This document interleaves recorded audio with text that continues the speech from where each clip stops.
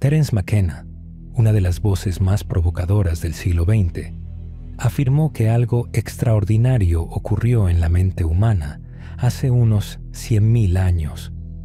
Un cambio tan abrupto, tan profundo, que aún hoy desafía cualquier explicación convencional de la evolución. En apenas unas pocas miles de generaciones, el cerebro humano casi duplicó su tamaño. Ninguna otra especie ha experimentado una transformación de esa magnitud en tan poco tiempo. Pero no fue solo volumen cerebral. Con ese salto vinieron habilidades superiores, inteligencia refinada, reflejos más veloces, visión más aguda y lo más asombroso de todo, la conciencia. La conciencia, ese fenómeno intangible que nos permite preguntarnos por nuestro origen, por la muerte, por el universo mismo. La ciencia tradicional no ha logrado explicar cómo sucedió este salto evolutivo. Y entonces apareció McKenna, un etnobotánico, no un científico del establishment. Su propuesta era tan simple como subversiva. El detonante del despertar humano no fue el fuego, ni el lenguaje, ni las herramientas. Fue algo mucho más humilde, algo que crece en la sombra, en el estiércol, y que ha sido perseguido y reverenciado por milenios. Los hongos, pero no cualquiera. Hongos mágicos, psilocibina, el alimento que, según McKenna, no solo cambió nuestra percepción, sino que desbloqueó las puertas de la mente.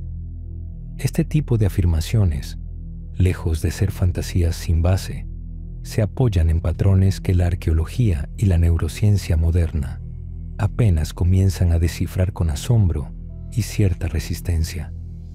Este video explorará su teoría y los misterios que la rodean, desde experimentos científicos hasta antiguos rituales. Veremos cómo culturas de todo el mundo compartieron una intuición, que estos hongos eran algo más que alimento, eran una tecnología espiritual. Quizás, como sugirió McKenna, no fue que los humanos descubrieran los hongos, sino que los hongos descubrieron a los humanos.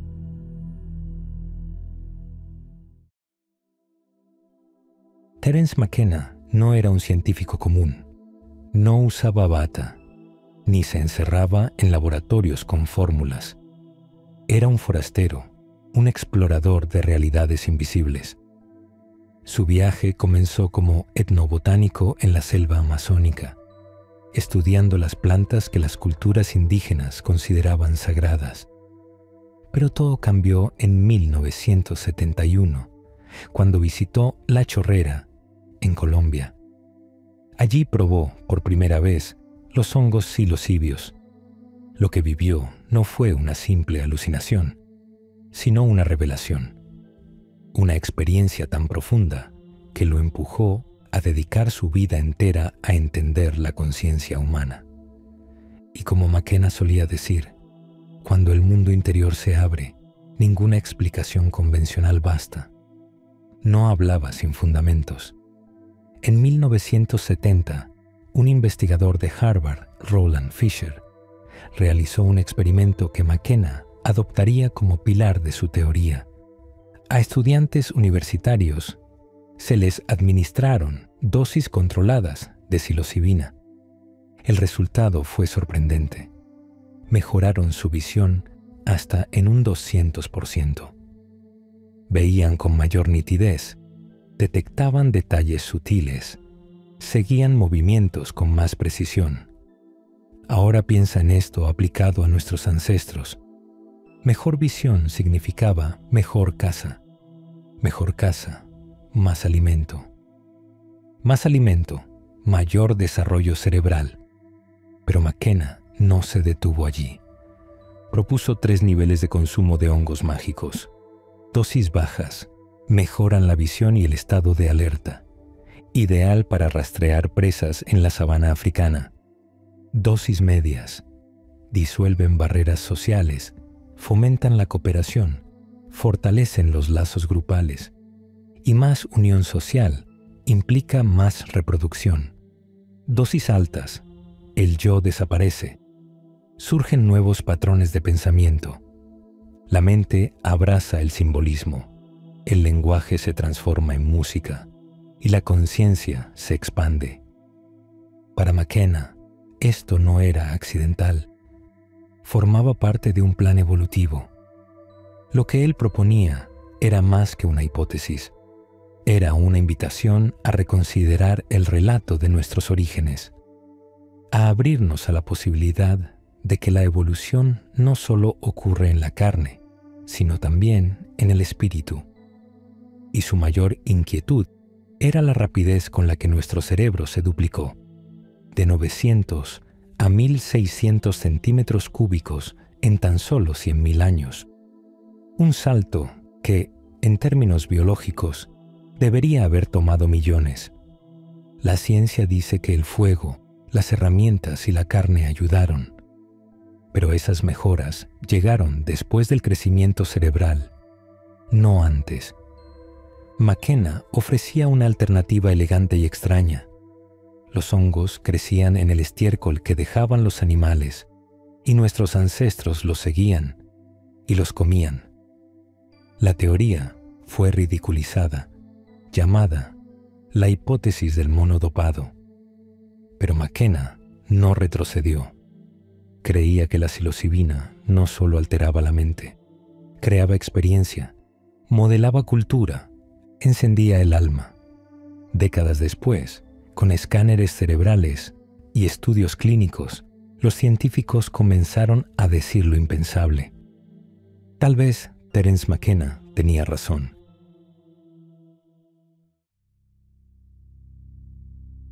Terence McKenna solía decir que los hongos no solo alteraban la percepción, sino que abrían puertas que la ciencia apenas comenzaba a notar. Y décadas después, esa intuición fue validada en laboratorios.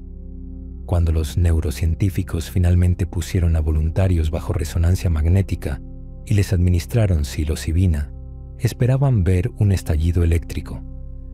Más actividad neuronal, más estímulos, más caos. Pero ocurrió lo contrario. El cerebro, en lugar de hiperactivarse, se calmó. En especial, se silenció una región clave, la red neuronal por defecto. Este es el centro de control de nuestra mente. Es la voz que nos dice yo, el eje que construye el ego, la identidad y la frontera entre lo interno y lo externo. Es el espejo invisible que nos recuerda quién creemos ser. Y bajo la influencia de los hongos, ese espejo se rompe. No parcialmente, no por instantes. La red completa se apaga. Y cuando ese yo se disuelve, ocurre algo extraordinario. Zonas del cerebro que nunca se comunican comienzan a entrelazarse. La corteza visual habla con los centros emocionales. Las memorias se conectan con la conciencia corporal. Es como si de repente cada barrio de una ciudad aislada construyera puentes hacia todos los demás. Estas conexiones no solo amplían nuestra experiencia sensorial, sino que parecen activar funciones mentales latentes.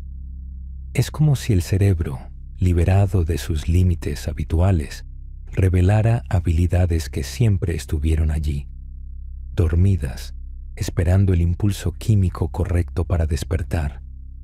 En 2012, el neurocientífico Robin Carhart Harris, desde el Imperial College de Londres, documentó este fenómeno. Lo llamó anarquía neuronal. Pero no era anarquía en el sentido negativo. No era desorden. Era reorganización, un nuevo mapa mental emergiendo de las cenizas del ego. Lo más inquietante es que esas nuevas conexiones no desaparecen al cesar el efecto del hongo.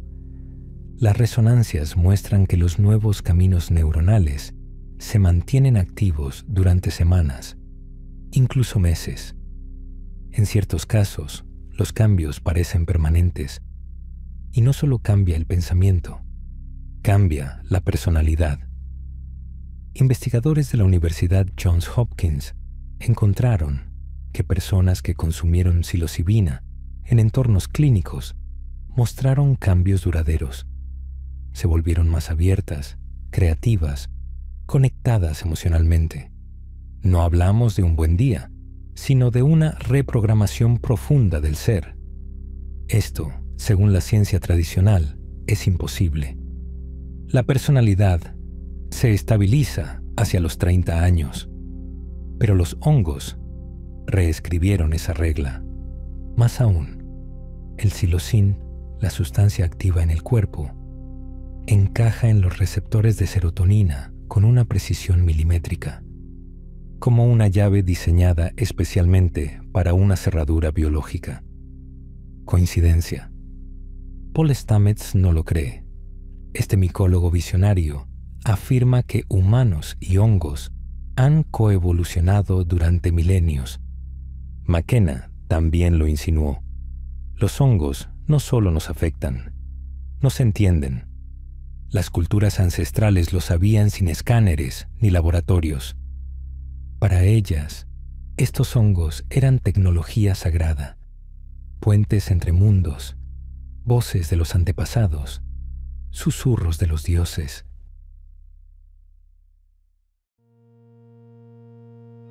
Terence McKenna insistía en que los hongos psicodélicos no eran simples organismos, eran tecnologías ancestrales, sabiduría codificada en formas vivientes.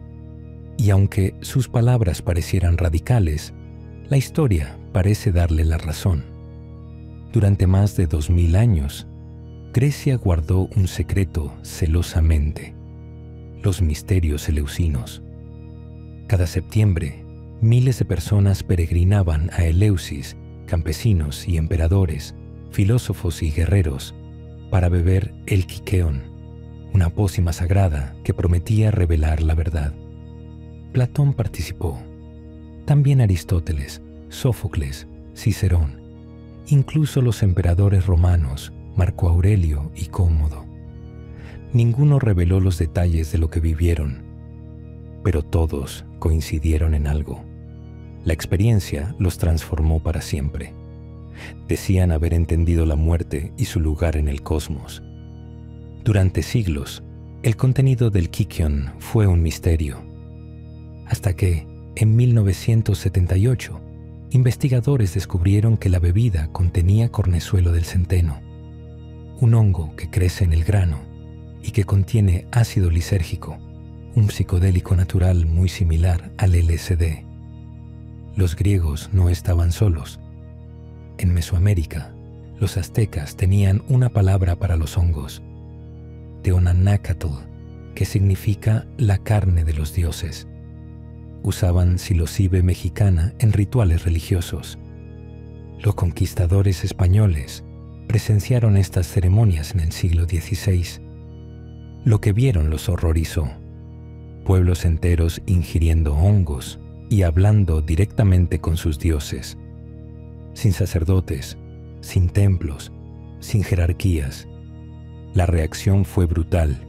Destruyeron templos, quemaron códices y prohibieron los hongos bajo pena de muerte. Pero no pudieron erradicar todo. Los mazatecos, en las montañas de Oaxaca, conservaron en secreto los rituales con hongos durante 4 siglos.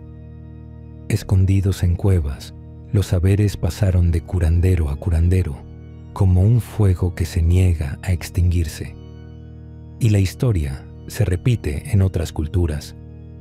Los antiguos textos védicos de la India hablaban de un elixir divino llamado soma.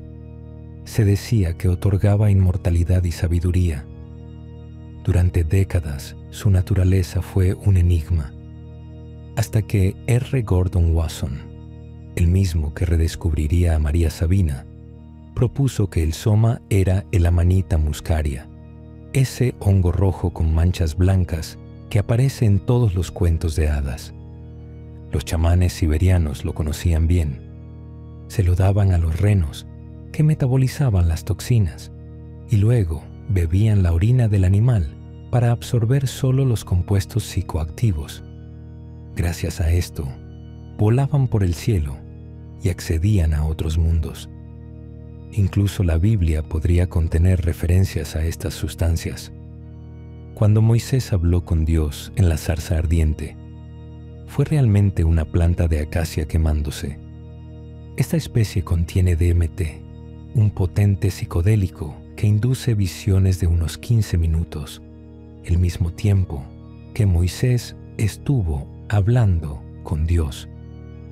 El maná que alimentó a los israelitas en el desierto aparecía de la nada, daba visiones, debía recogerse antes del amanecer. Comportamientos extrañamente similares a los de los hongos. John Marco Allegro, estudioso de los rollos del Mar Muerto, llegó a una conclusión radical. El cristianismo primitivo pudo haber sido un culto psicodélico. Según él, la última cena no era pan y vino, sino hongos. La carne y la sangre de Cristo eran el sombrero y el tallo de la manita. El Vaticano destruyó su carrera, pero su idea quedó flotando. McKenna lo sabía. Cada civilización que descubrió los hongos los consideró sagrados, y cada poder que ascendió trató de borrarlos.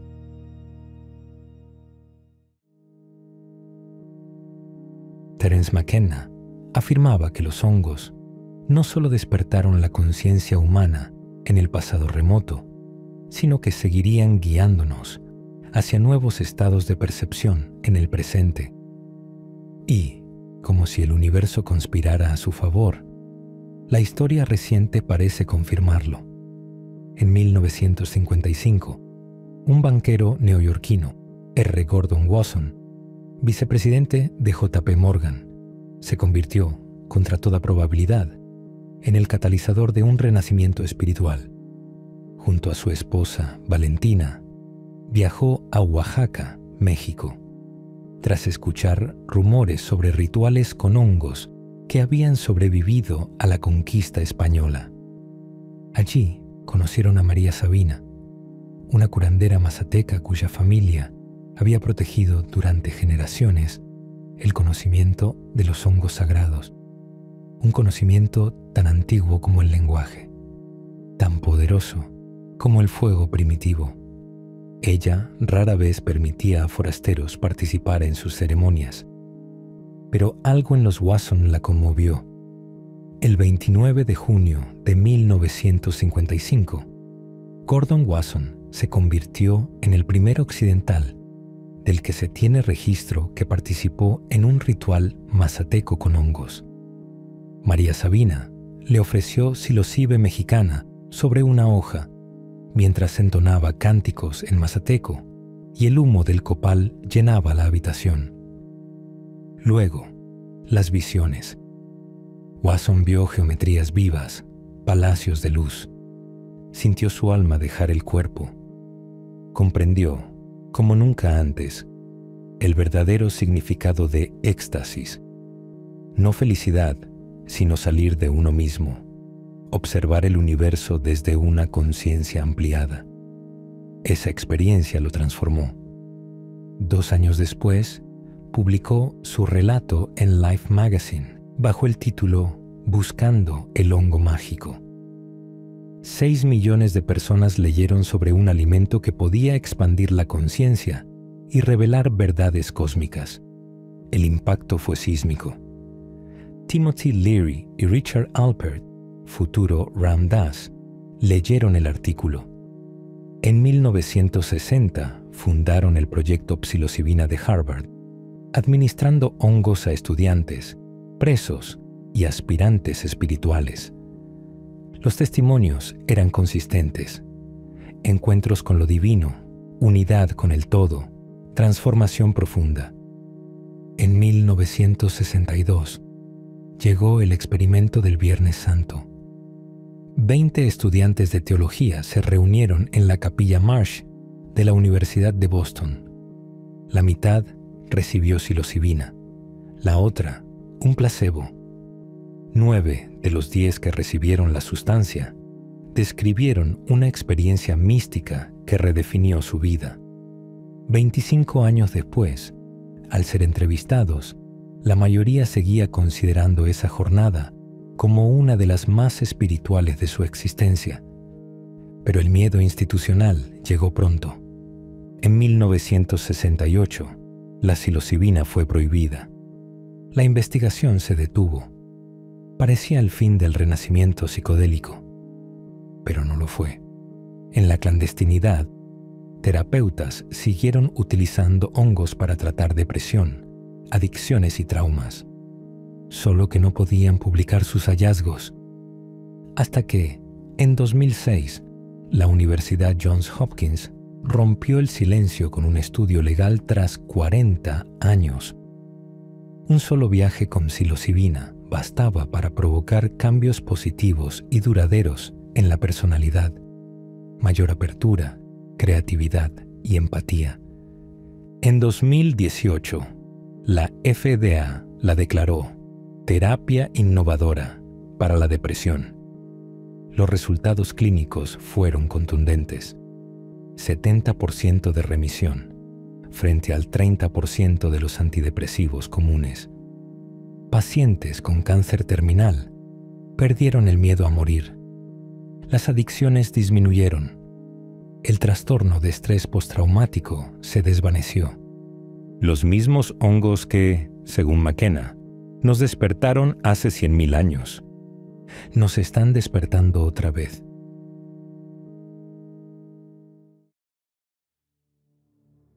La teoría del mono dopado de Terence McKenna fascinó a millones. Una idea radical, simple, casi poética. Los hongos mágicos nos hicieron humanos. Por primera vez, alguien ofrecía una respuesta inesperada al misterio más antiguo de nuestra especie. ¿Cómo nació la conciencia? ¿Cómo pasamos del instinto a la introspección? De la supervivencia a la espiritualidad. Pero hay un problema, uno grande. La evolución biológica no funciona así. Sabemos que los hongos psilocibios mejoran la visión. Roland Fisher lo probó en Harvard. Aumentan la empatía, rompen la estructura del ego, crean nuevas rutas neuronales. Las resonancias cerebrales modernas lo confirman. También sabemos que nuestros ancestros encontraron estos hongos. Psilocybe cubensis crece en el estiércol de los animales que cazaban.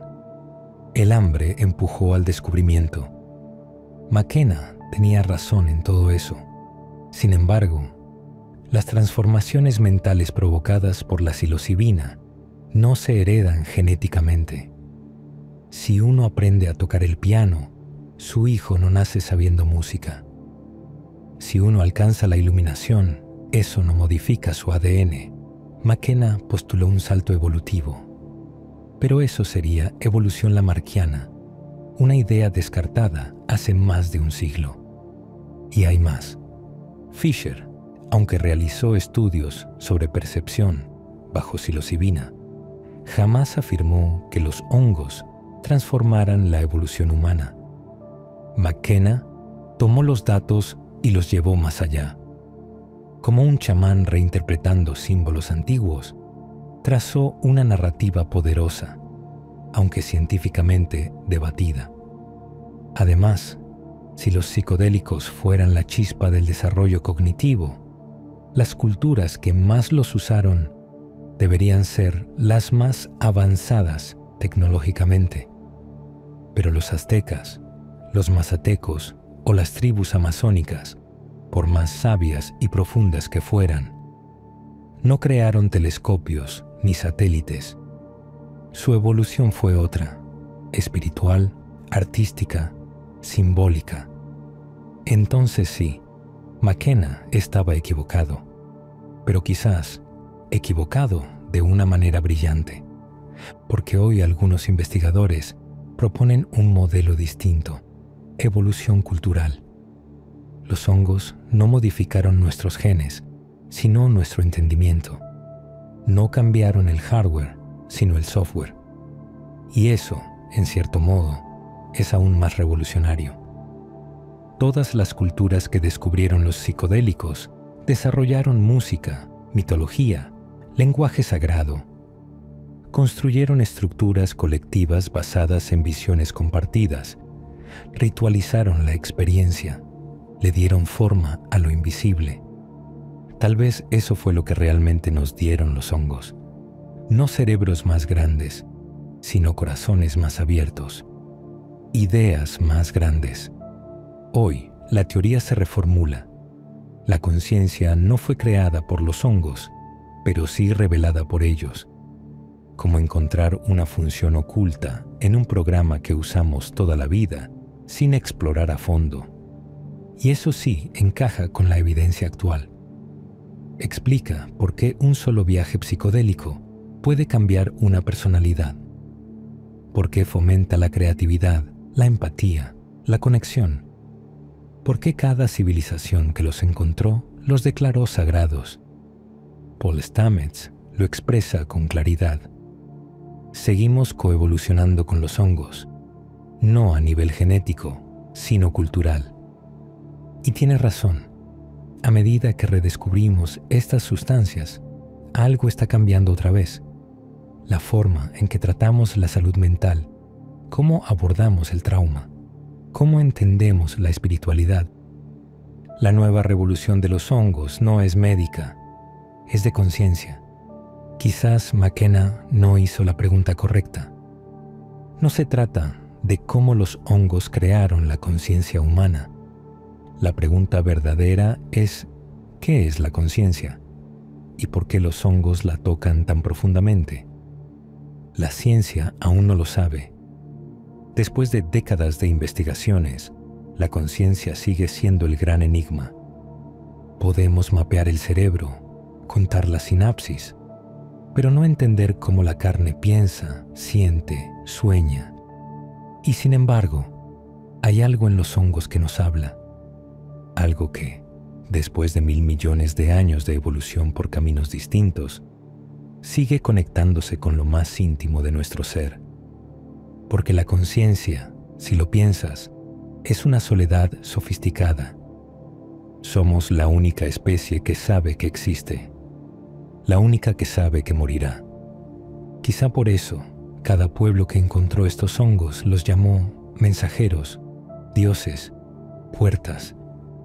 No porque nos hicieran humanos, sino porque nos hicieron sentir menos solos, conectados con algo más grande, con todos. La teoría del mono dopado puede estar equivocada, pero nos obligó a replantear qué es la conciencia, cómo emerge, cómo nos une. Nos hizo vernos de nuevo, unos a otros y al universo mismo. Un universo que tal vez no esté vacío, sino lleno de energía, pensamiento, misterio, compasión y amor. Y por eso, creas o no en ella, la teoría del mono dopado cambió todo.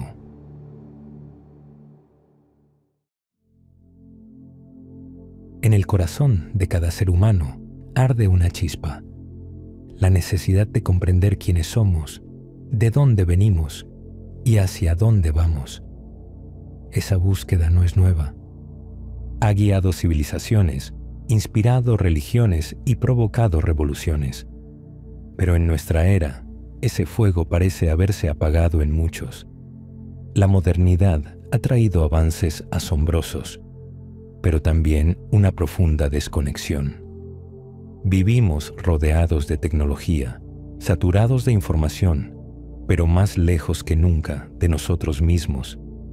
El ruido externo ha sofocado la voz interna. ¿Dónde quedó el asombro? ¿Dónde la experiencia directa con lo sagrado?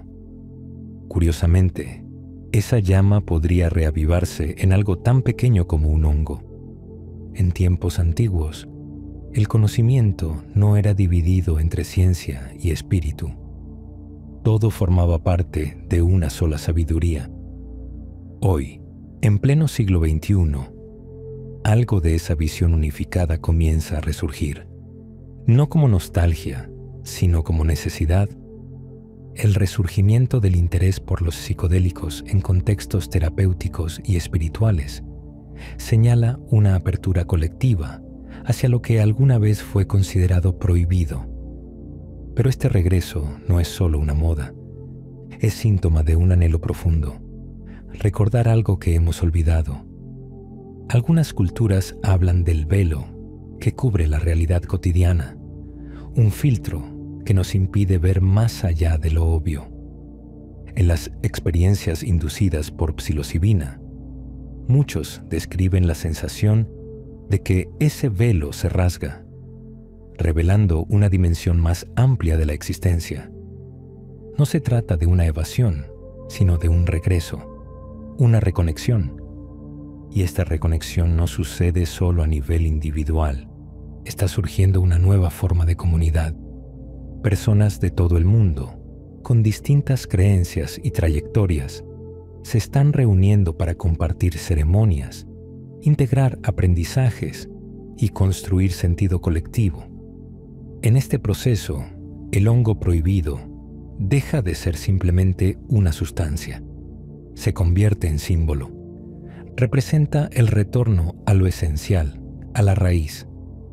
Es metáfora viva de todo aquello que la cultura moderna ha marginado. El silencio, la introspección, la conexión con la tierra, la sabiduría intuitiva. El despertar de la conciencia ya no es un mito lejano ni un privilegio místico. Es una posibilidad cotidiana, pero requiere intención, contexto y respeto. La medicina sin ritual se vuelve química vacía. El símbolo sin comprensión, una simple curiosidad. Hoy, más que nunca, necesitamos puentes entre ciencia y espíritu, entre tradición y futuro, entre individuo y comunidad.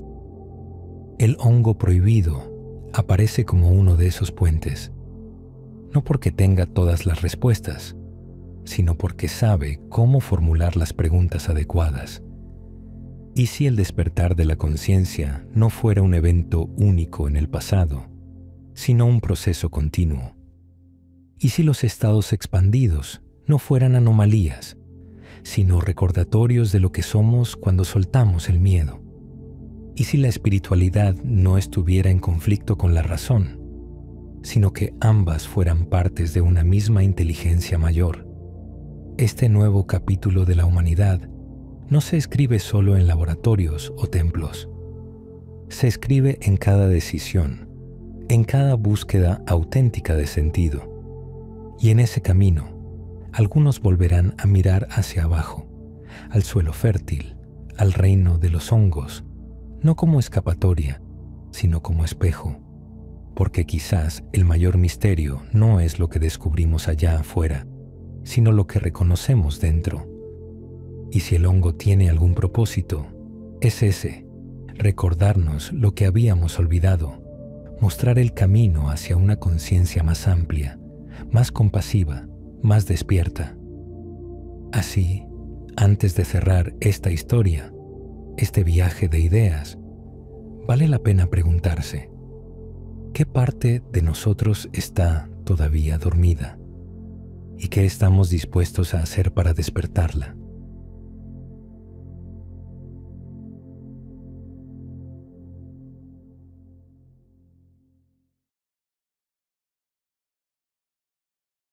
Tu apoyo incondicional es nuestra motivación para crear y compartir cada vez más contenido. Si este video resonó contigo, puedes dejar tu me gusta, compartirlo y dejar tus experiencias en la sección de comentarios.